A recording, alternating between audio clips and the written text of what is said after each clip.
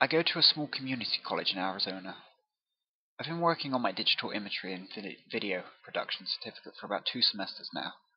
The college allows me to go in and put in some extra hours of work on my videos before releasing them and displaying them at the small art gallery across from the art department. Not to mention, I also work there after classes as well. Our campus is out on the highway about 10 miles from my town, very isolated and gloomy on most days. The college is surrounded by desert and tall mountains. The college decided to move the art building closer to the other classrooms, since we are all in a solitary building that takes a while to walk to. They gutted the small building and left the digital photography and video production room classes to last. One night after I finished my shift at work, I decided to work on one of my videos, since it was due the following week.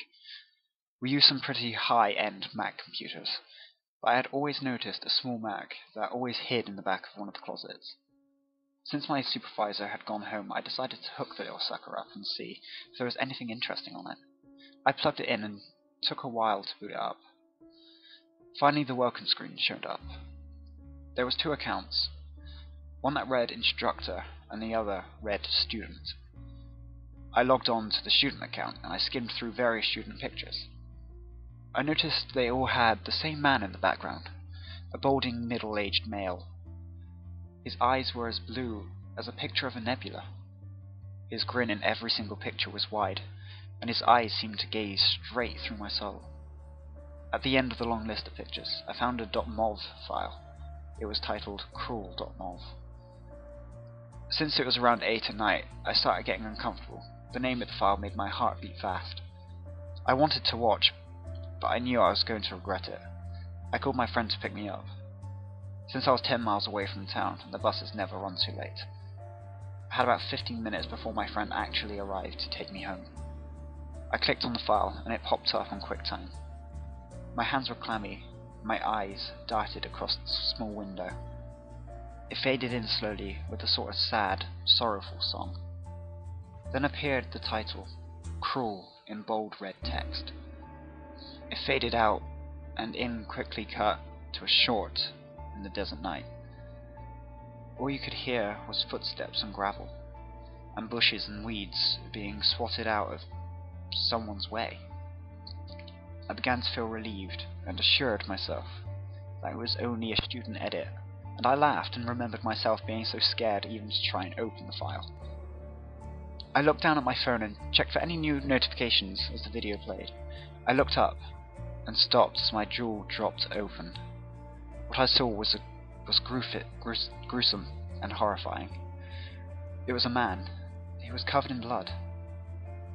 He was the exact same man in the pictures I had seen just a couple of minutes ago.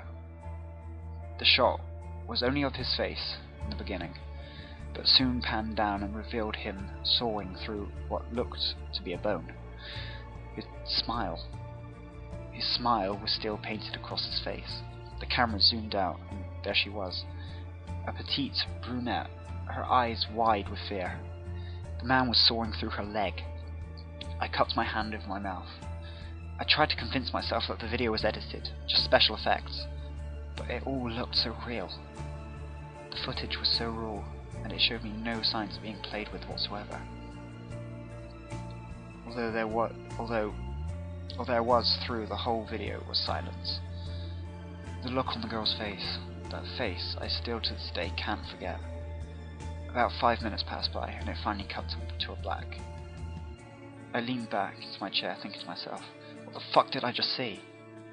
All of a sudden, I started hearing noises. The screen was still black, but I remembered I hadn't lowered the volume. Slowly but surely, I started making out little whimpers. It was the girl. I hovered over the time bar, and the video was still going. It had about 5 more minutes left. The whimper grew louder and louder. The black seemed to be growing lighter and lighter, until finally a dirt road came into focus. The girl was thrown in the middle of the road, shivering and twitching, still alive, both of her legs missing. There was a chanting in the background behind the camera. It got louder and louder. Satan is my father and hell is my home, over and over again. It was a man's voice. I gritted my teeth as I was growing more nervous by the second. The chanting stopped. Then he began to whistle, like he was trying to get the girl's attention, like a person would to a dog. Then he said, "Come here, girl, Crawl. You can do it, Crawl." The girl looked straight into the camera.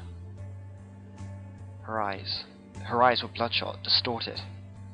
They sure as hell didn't look human to me. She turned herself onto her stomach and lifted her hands above her head and started to pull her body towards the camera. This sinister grin started to grow on her lips. The skin on her face was so pale, bruised and cut up. What you could hear was her body and the dirt below her, slowly making her way closer and closer. She finally reached the foot of the man's feet. She had left behind a trail of blood. She looked up and shrieked. Never in my life have heard such a terrible blood-curdling sound, sort of like a pig squealing and the sound of a baby crying. I quickly unplugged the computer and put it back in its place. I closed up the room and almost sprinted outside. As I pushed the door to the building open, my friend rolled up into the parking lot, and I got in as fast as I could. I hardly spoke on my way home, and I thanked him for the ride.